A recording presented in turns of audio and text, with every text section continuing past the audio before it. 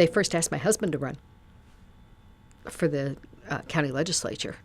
And he quickly said, she's the politician, ask her. And the response was, well, there's never been a woman. There isn't a woman. I don't know that a woman can get elected. And the more I heard it, the more determined I was that I was going to be the candidate.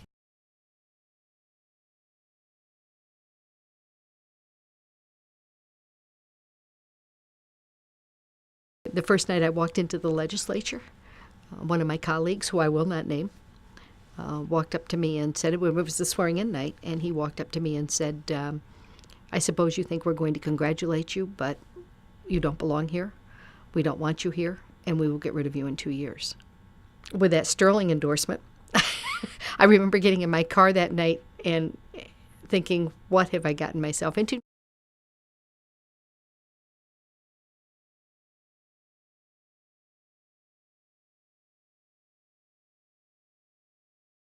We don't want you here. You don't belong here. We will get rid of you in 2 years. I'm currently in my 38th year of elected office. Didn't work.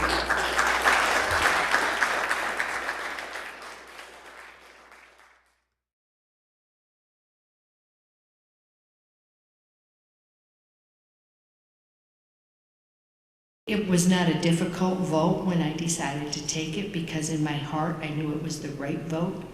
The difficult part has been the death threats,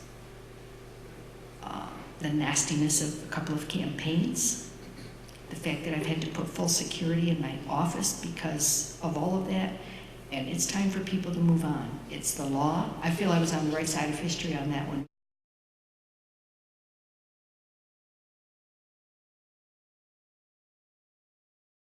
She was the strongest person I knew, and she would always say to me, you know, you can be anything you want to be. There's no reason why you can't do whatever you want to do. She certainly had a great deal of influence on keeping me going forward when I'd get discouraged, and she still does.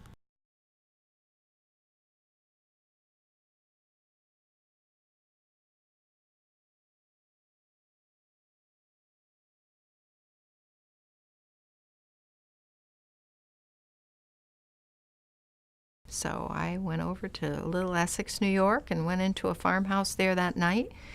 And the men looked at me, I was in my early 30s, and said, the women are in the kitchen. And I said I didn't come to sit in the kitchen. I came to the meeting. I guess it just never occurred to them that one of the wives would be interested. And the interesting thing was, I kept going to the meetings, and 3 meetings later, there were no women in the kitchen. That really inspired me to want to do more.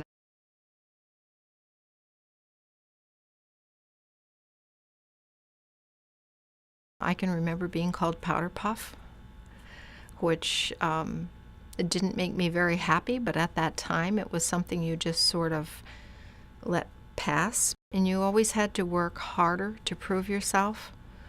I think that is still true today. And I think women do still struggle today to work harder than men in order to prove our worth, if you will.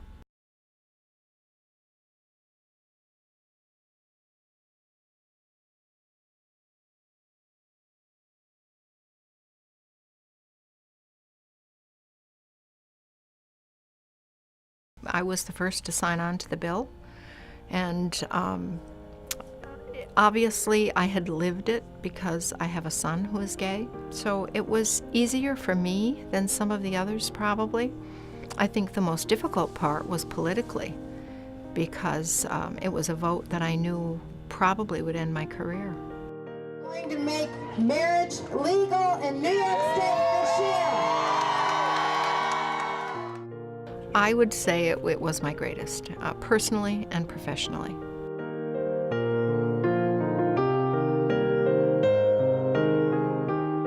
My mom was one of the strongest women that I will ever know. My mother always said that you can be anything you want to be and do anything you want to do with good hard work and just keeping at it.